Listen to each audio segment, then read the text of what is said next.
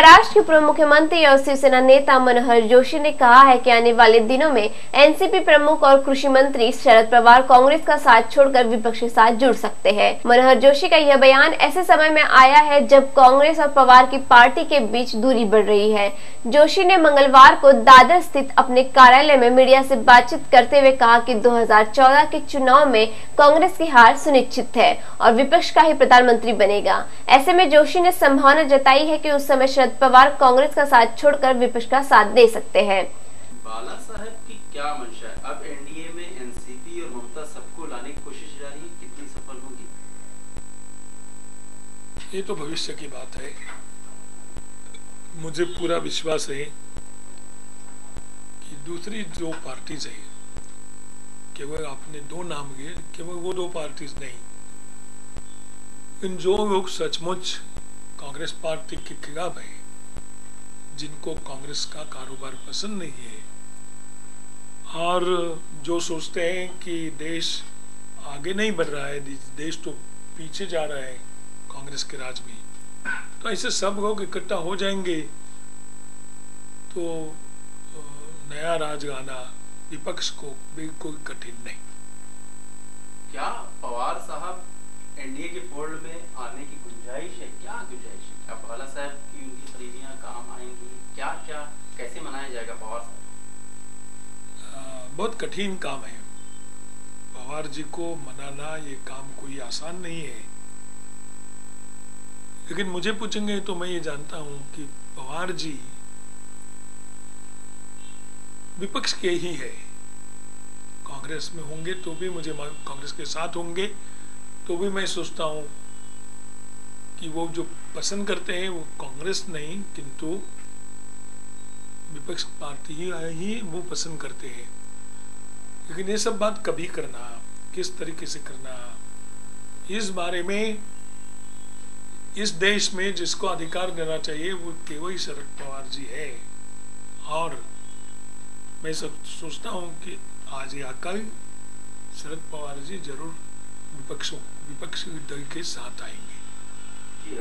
ममता जी और डीएमके जो बाकी कांग्रेस के घटक दल इस समय वो भी एनडीए के साथ जुड़ने की उम्मीद बाला साहब ने एक तरह से भरकर हौसला बढ़ाने की कोशिश की। देखिए, मैंने कहा कि सब विपक्ष के लोग इकट्ठा आना चाहिए, उसमें वो लोग भी आते हैं। ऐसा नहीं है कि एक टेन्योर के लिए वो कांग्रेस के साथ रहे यानी परमानेंट कांग्रेस के ही हो गए, ऐसा नहीं है। मुझे बड़ा दुख इस बात का ही है कि कांग्रेस बहुत होशियारी से विपक्ष के अलग अलग पार्टियों को तोड़ने में सफलता पाती रही। सच कहें तो ये सब लोग इकट्ठा होंगे तो इस देश में सचमुच लोकतंत्र होगा और न केवल लोकतंत्र के लिए लेकिन इकट्ठा आकर सब लोग सचमुच जनता के लिए खड़े रहेंगे तो और अच्छा काम कर सकते हैं और हर स्टेट के लिए और अच्छा निधि भी मिल सकता है। लेकिन सर, बाला साहब ने हमेशा ही नरेंद्र मोदी की तारीफ की है और हमेशा उन्हें बैकअप किया, चाहे हिंदुत्व का मुद्दा हो या उनके काम का मुद्दा हो। अगर पीएम के लिए प्रोजेक्ट एनडीए करती है तो क्या शिवसेना या बाला साहब समर्थन देंगे? आपको लगता है कि काबिल उम्मीदवार है पीएम के लिए? बिल्कुल है, मुझे इस विषय में कोई आशंका नहीं। लेकिन जिस काम जिस पार्टी का है वो पार्टी करे, हम अपना अपना मत जरूर दे सकते हैं।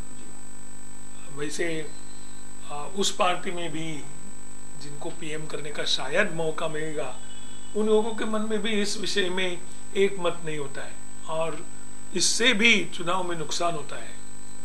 एक तो प्रधानमंत्री का विषय शुरू न करें क्योंकि चुनाव कब है ये भी किसी को मालूम नहीं इस आज की स्थिति में।